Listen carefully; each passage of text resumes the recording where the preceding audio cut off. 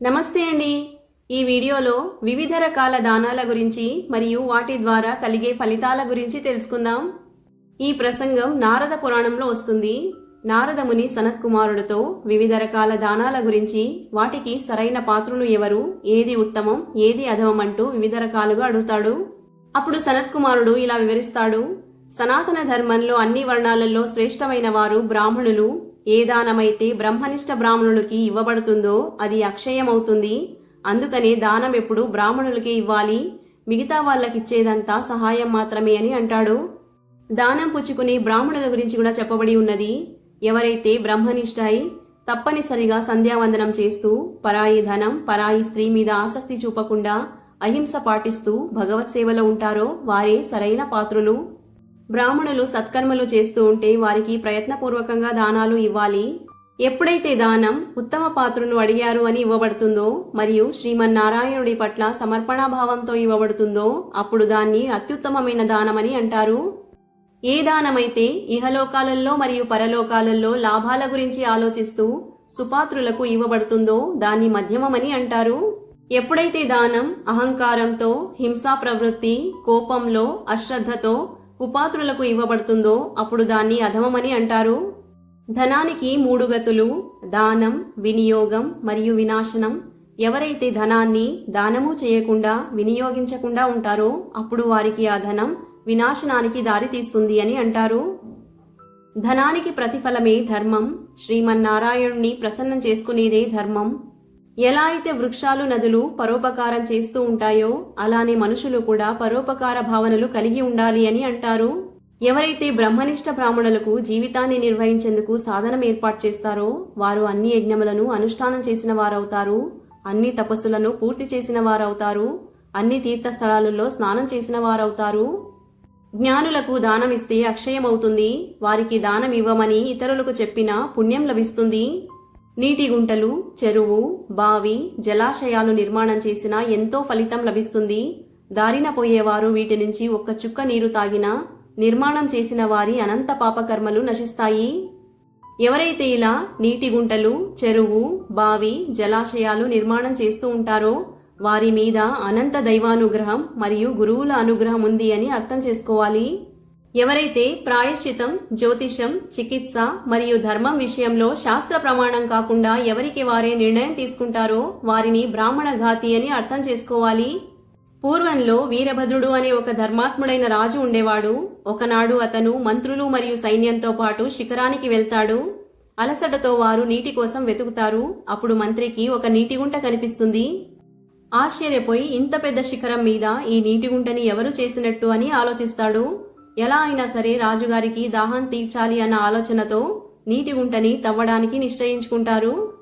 ఒక చెయ్యి పొడవంతా నీటి గుంటని తవ్వడంతో నీరు వస్తాయి. అందరూ ఆ నీటిని తాగి తృప్తులవుతారు. రాజు అంటాడు, ఈ నీటి గుంట నుంచి జలాశయం అవ్వాలి అని ఆజ్ఞాపిస్తాడు. అందరూ కలిసి జలాశయాన్ని నిర్మాణం చేస్తారు.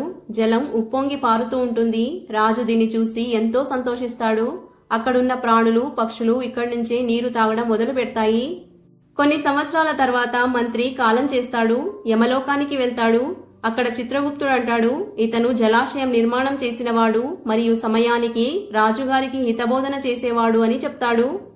దీనితో యమధర్మరాజు ప్రసన్నం చెంది ఇతని కోసం ధర్మ విమానాన్ని పంపండి అని ఆజ్ఞాపిస్తాడు. కొన్ని సంవత్సరాల తర్వాత రాజు కూడా మృతించి యమలోకానికి వెళ్తాడు. అప్పుడు యమధర్మరాజు ఇలా వివరిస్తాడు. ఆ శిఖరం మీద మొదటిగా ఒక చిన్న పక్షి వచ్చి తన ముక్కుతో గుంటని తవ్వి నీరు తెచ్చుకుంది. కొన్ని సంవత్సరాల తర్వాత పంది కూడా గుంటని తవ్వి మళ్లీ నీరు తెచ్చుకుంది. ఎంతో కాలం తర్వాత ఒక నల్లని పక్షి వచ్చి మళ్లీ ఆ గుంటని తవ్వి నీరు తెచ్చుకుంది. అక్కడున్న ప్రాణులు, పక్షులు ఆ నీటినే తాగేవి. చాలా కాలం తర్వాత ఒక పెద్ద ఏనుగు చాలా లోతుగా ఆ గుంటని తవ్వింది. దీనితో నీరు భారీగా పడ్డాయి. అక్కడున్న ప్రాణులు, పక్షులు ఆ నీటిని తాగేవి. ఓ రాజా, ఇప్పుడు మీరొచ్చారు. మంత్రులతో పాటు నీటి గుంటని తవ్వించి జలాశయం నిర్మాణం చేసి చుట్టూ అడ్డుగోడని కూడా కట్టించారు.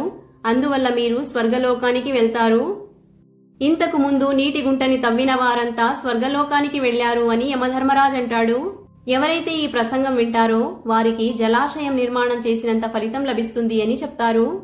ధనవంతుడు రాతితో మందిరాన్ని, జలాశయాన్ని చేసిన, పేదవాడు మట్టితో చేసిన రెండిటికి ఫలితాలు ఒక్కటే అని చెప్తారు. ధనవంతుడు పూర్తి నగరాన్ని దానమిచ్చినా, పేదవాడు ఒక ముష్టి అంత భూమిని దానమిచ్చినా రెండుటికి ఫలితాలు ఒక్కటే. ఎవరైతే పరులకు ఉపయోగపడే ఆశ్రమాలు, ధర్మశాలలు కట్టిస్తారో వారి 3 తరాలు బ్రహ్మలోకం చేరుకుంటాయి. యాత్రికులైనా ఎవరైనా సరే ఈ ధర్మశాలలలో, ఆశ్రమాలలో ఒక క్షణం నివసిస్తే చాలు, కట్టించిన వారు స్వర్గలోకం చేరుకుంటారు. తోట కట్టించిన వారు, నగరాన్నైనా పల్లెటూర్నైనా స్థాపించిన వారు విష్ణు భగవానుడి అంతా పూజితులవుతారు. తులసి చెట్టు కింద మట్టితో, చిత్రకూటం మట్టితో, గోపీ చందనంతో మరియు గంగాజలం మట్టితో ఎవరైతే ఊర్ధ్వపుండ తిలకాన్ని ధరిస్తారో వారు విష్ణులోకాలలోకి వెళ్తారు. దారిలో అప్సరసలు, గంధర్వులు వారి గుణగానం చేస్తారు.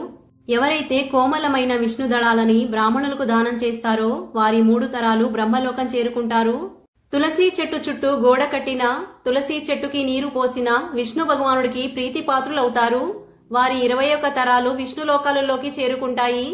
ఎవరైతే కోమలమైన తులసి దళాలతో విష్ణు పాదాలను పూజిస్తారో వారు శాశ్వతంగా విష్ణులోకానికి వెళ్లిపోతారు. పుష్పాలు, చందనం కలిసిన నీటితో స్వామివారిని అభిషేకించిన, సంక్రాంతి రోజున ఆవు పాలతో స్వామివారిని అభిషేకించిన విష్ణులోకానికి వెళ్తారు. వస్త్రాన్ని జల్లడిగా పట్టుకొని దాంట్లో నుంచి స్వామివారిని అభిషేకిస్తే అన్ని పాపాలు తొలగి విష్ణులోకానికి వెళ్తారు. పంచామృతం, కొబ్బెరపాలు మరియు నువ్వుల నూనెతో శివుడికి అష్టమి, చతుర్దశి మరియు సోమవారం పూట అభిషేకిస్తే శివుడి సాయుధ్యాన్ని పొందుతారు. చంపక పుష్పాలతో విష్ణు భగవానుడిని, అర్కంతో శివుణ్ణి పూజిస్తే వారి వారి లోకానికి వెళ్తారు. నువ్వుల నూనెతో దీపాన్ని వెలిగిస్తే కోరుకున్న కోరికలన్నీ తీరుతాయి. ఆవు నీతితో దీపాన్ని వెలిగిస్తే చేసుకున్న పాపాలన్నీ పోతాయి. ఎవరైతే ఈ మంగళకరమైన వస్తువులన్నింటినీ బ్రాహ్మణులకు దానం చేస్తారో వారు పునర్జన్మ లేకుండా విష్ణులోకాలలోకి వెళ్లిపోతారు. అన్నదానం అన్నిట్లోనూ శ్రేష్టమైన దానం, ఎందుకంటే అది ప్రాణదాత. జలదానంతో తక్షణ తృప్తి పొందుతారు, అందుకనే జలదానం కూడా గొప్పదే. బ్రాహ్మణులకు నివాస స్థానం దానం చేసినట్టయితే విష్ణు భగవానుడు పరమ ప్రీతి చెందుతాడు. అలానే బ్రాహ్మణులకు గోదానం చేసినట్టయితే బ్రహ్మలోకానికి వెళ్తారు. ఎవరైతే కపిల గోవుని దానం చేస్తారో వారు అన్ని పాపాలను తొలగించుకొని రుద్రస్వరూపులవుతారు. వస్త్రదానంతో రుద్రలోకానికి, కన్యాదానంతో బ్రహ్మలోకానికి వెళ్తారు.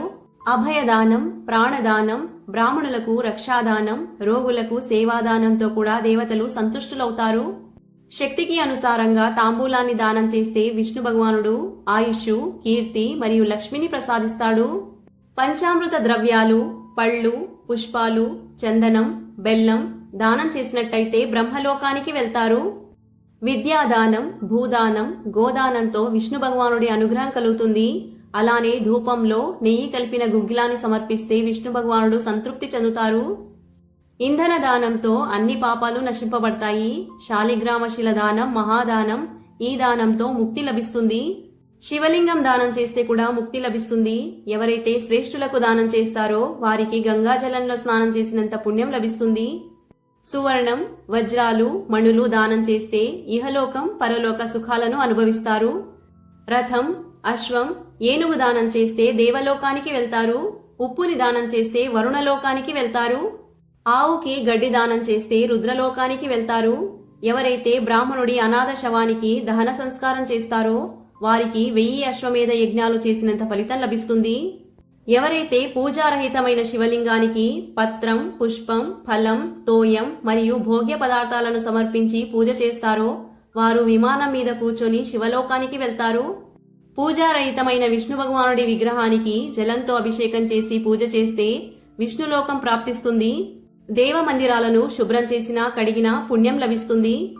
ఎవరైతే విష్ణు భగవానుడికి, శివుడికి అఖండ దీపాన్ని స్థాపిస్తారో వారికి ప్రతి క్షణం అశ్వమేధ యజ్ఞం చేసినంత ఫలితం దక్కుతుంది.